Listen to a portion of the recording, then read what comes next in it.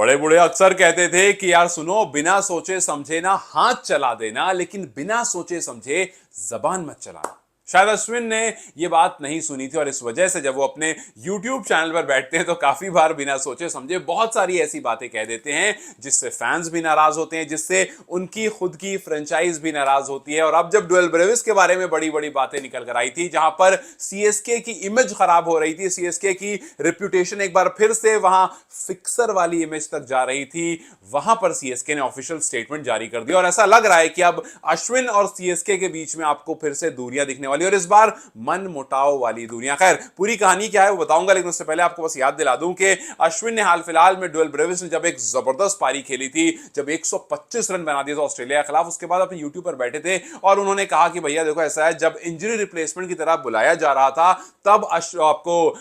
Dual Brevis के जो agent थे उन्होंने सीएसके से थोड़े ज्यादा पैसे मांगे। कहा कि सिंपल है, जब अगली साल ब्रेविस आएंगे तो उनको ज्यादा पैसे में लिया जाएगा, उनका वैल्यू बढ़ चुकी होगी, तो इस टाइम पर हम क्यों आपकी बात माने। और वहां पर सीएसके ने, बाकी टीमों ने एग्री नहीं करा, लेकिन सीएसके, क्योंकि और भी टीमें जो इंजरी रिप्लेसमेंट में प्लेयर हायर कर रही थी, सीएसके ने एक्स्ट्रा पैसे दिए और उनको अंदर ले लिया। भाई ये तो बहुत बड़ी बात है, क्योंकि आप रूल के साथ खेल रहे हो और आईपीएल का पर्स एक लिमिटेड पर्स होता है। किसी अपने, वैसे तो अंबानी साहब किसी को भी खरीद ले, बिकॉज उनसे ज्यादा पैसा तो कहा, तो खैर वैसे तो किसी को भी मुंबई इंडियंस खरीद ले, लेकिन आपके पास एक सेट ऑफ रूल है, सेट अमाउंट है कि आप इतने में ही खरीद सकते हो। और अश्विन ने कहा कि उसको कहीं ना कहीं सीएसके ने तोड़ दिया। लेकिन अब सीएसके ने अपनी ऑफिशियल स्टेटमेंट इस बात पर जाहिर किया और कहा है कि जो साउथ अफ्रीका के डुएल ब्रेविस हैं, जो आईपीएल 2025 में गुरजनप्रीत सिंह की जगह पर आए थे, उनको कुछ भी एक्स्ट्रा नहीं दिया गया था, उनको वही अमाउंट दिया गया था जिस पर हमारी बात तय हुई थी और जो रूल्स के अंदर आता है। आपको बता दूं कि उनका बेस प्राइस 75 लाख था और सीएसके ने अपने ऑफिशियल स्टेटमेंट में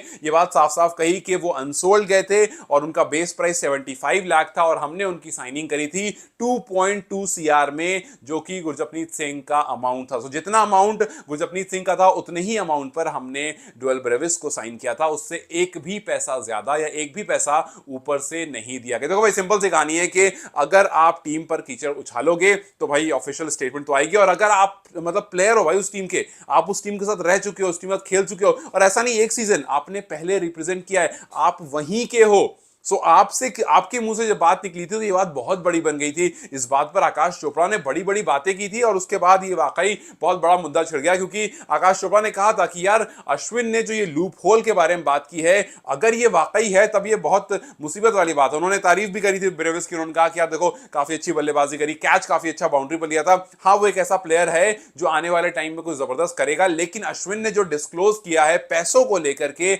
अगर वाकई ऐसा किया गया है तो पर्स